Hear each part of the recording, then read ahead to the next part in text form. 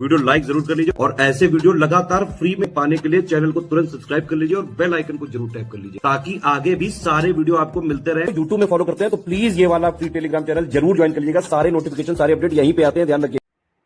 Hello everyone, welcome to our by study for civil services. Myself Alka Pandey. तो दोस्तों, इस video में हम लोग देख रहे हैं इंडियन पॉलिटी और देखेंगे DPSP यानी directive principle of state policy के बारे में।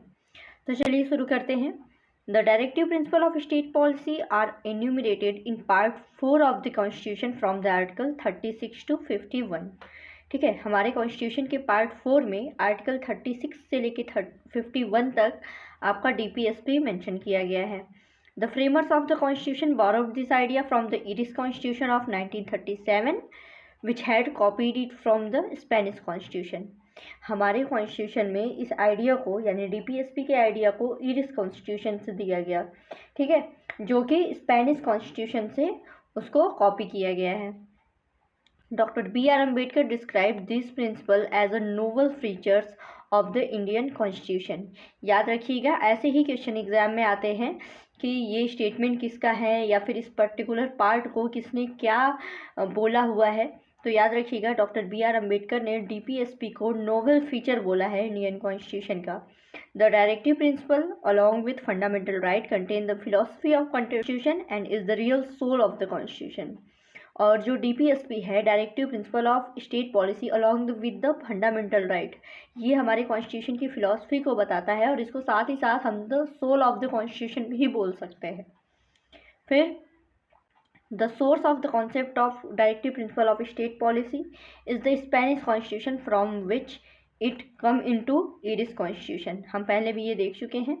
अब देखते हैं article 37 of the constitution deals with the working of DPSP। Directive principle की वर्किंग के बारे में है आर्टिकल 37 में। The objective of this principle is to ensure socio economic justice for the people and to establish India as a welfare state. फिर है the nature of directive principle of state policy is clear from article 37 and its main aspects are as follows. तो article 37 में बताया गया है nature of directive principle of state policy के बारे में। तो इसके बारे में देख लेते हैं। The provisions of directive principle of state policy are not enforceable by the court. ठीक है, ये इन्फोर्सिएबल बाय कोर्ट नहीं है, नॉन जस्टिसिएबल है, जैसा कि फंडामेंटल राइट में होता है कि वो जस्टिसिएबल होते हैं। उसके लिए आर्टिकल 32 एंड 226 बनाया गया है, जिससे हम उसका वायलेशन होने पर सुप्रीम कोर्ट और हाई कोर्ट में जा सकते हैं। लेकिन directive principle of state policy के साथ ऐसा नहीं है, ये नॉन जस्टिसिएबल है, ये नॉट इन्फोर्सिएबल है। फिर है however its principle are fundamental in the running of the country and it is duty of the state to implement these principle by making law. देखिए, छोटी छोटी चीज़ों पे आपको ध्यान देना है। जैसे तीसरा स्टेटमेंट दिया गया है, it is duty of state. ठीक है, तो एग्ज़ाम में ऐसे ही स्टेटमेंट दे देते हैं। याद रखिएगा कि ये स्टेट की ड्यूटी है DPSP को इम्प्लीमेंट करना, ना कि प्रेसिडेंट की, ना कैबिनेट की, ना पार्लियामेंट की। ये स्टेट की ड्यूटी है to implement this principle by making laws. ठीक है, आगे बढ़ते हैं। We got inspiration of the DPSP included in Indian Constitution from the 1937 Constitution of Ireland। हम पहले भी देख चुके हैं, ये इरिश कॉन्स्टिट्यूशन के द्वारा लिया गया है और जिसका मेन सोर्स स्पेनिश कॉन्स्टिट्यूशन है। ठीक है, followed by the Constitution of Ireland. This part has been widely influenced by Fabianism, Socialism, Liberal Democratic ideologies, Gandhianism, Universal Declaration of Human Rights, etc. अब आगे देखते हैं। ग्रैनविले ऑस्टिन ने कहा है इसके बारे में, directive principle and fundamental rights as conscience of the constitution. याद रखिएगा, and directive principle are non justiciable in the nature, that is they are not legally enforceable by court for their violation. जैसा कि मैंने पहले भी बताया है कि इसका वायलेशन होने पर हम सीधा कोर्ट में नहीं जा सकते हैं, और जबकि फंडामेंटल राइट्स का वायलेशन होने पर आर्टिकल 32 और आर्टिकल 226 बनाया गया है कि उसका वायलेशन होने पर हम सीधा कोर्ट जा सकते हैं, जबकि DPSP के साथ ऐसा नहीं है। Therefore, the government, that is central, state and local, cannot be compelled to implement them. फिर देखते हैं The directive principle, though non-justiciable in nature, help the courts in examining and determining the constitutional validity of a law. The Supreme Court has ruled many a times that in determining the constitutionality of any law, if a court finds that the law in question seeks to affect to a directive principle, it may consider such law to be reasonable in relation to Article 14, that is equality before law, and Article 19, that is 6 freedoms. Okay. फिर देखते हैं the phrase directive principle of state policy denotes the ideal that the state should keep in mind while formulating policies and enacting laws. These are the constitutional instrument.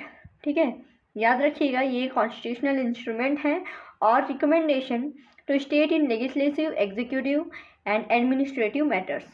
ठीक है, फिर देखते हैं according to article 36 the term state in part 4 has the same meaning in the part 3 dealing with the fundamental rights. Article 36 में बताया गया है कि स्टेट की सेम मीनिंग है पार्ट 4 में जो कि पार्ट 3 में दी गई है, यानी फंडामेंटल राइट में जो स्टेट की मीनिंग है वही पार्ट 4 के DPSP में भी है.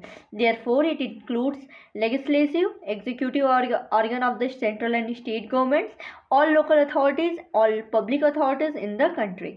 ठीक है, जिसका मतलब है कि सारे लेजिस्लेटिव, एग्जीक्यूटिव ऑर्गन्स और सारी पब्लिक अथॉरिटीज़, लोकल अथॉरिटीज़ सब कुछ उसमें इंक्लूड है. ठीक है, अब आगे बढ़ते हैं, देखते हैं the directive principal resemble the instrument of the instruction enumerated in the Government of India Act 1935. In the word of Dr. Bhimrao Ambedkar, the directive principles are like the instrument of instruction which were issued to Governor General to the governors of the colonies of India by the British government under the Government of India Act 1935. ठीक है, government of India act 1935 में तो instruction issued किए जाते थे governor general को और governor of colonies को. वही सारी चीज़ें, उन सारी चीज़ों को कंपेयर किया गया है DPSP से. फिर है आगे देखते हैं, ये तो हमने देख लिए ग्रैमनेल ऑस्टिन के, डॉक्टर भीमराव अंबेडकर के स्टेटमेंट कि इन लोगों ने DPSP के बारे में क्या कहा है. ठीक है, अब चलिए देखते हैं जो जो अमेंडमेंट आए.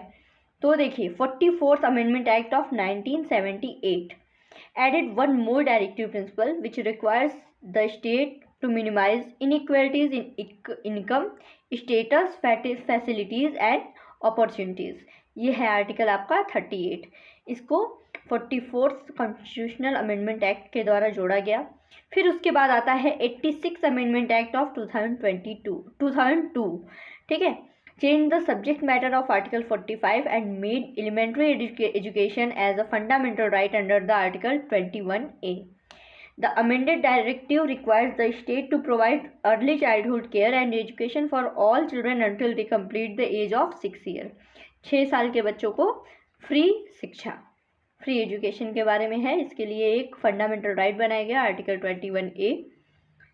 फिर है आता है आपका 97th amendment act of 2011. Added a new directive principle related to the cooperative societies. Cooperative societies से रिलेटेड एक DPSP बनाया गया है 97 अमेंडमेंट एक्ट ऑफ 2011 से. It requires the state to promote voluntary formation, autonomous functioning, democratic control and professional management of cooperative societies. ये है आपका article 43B.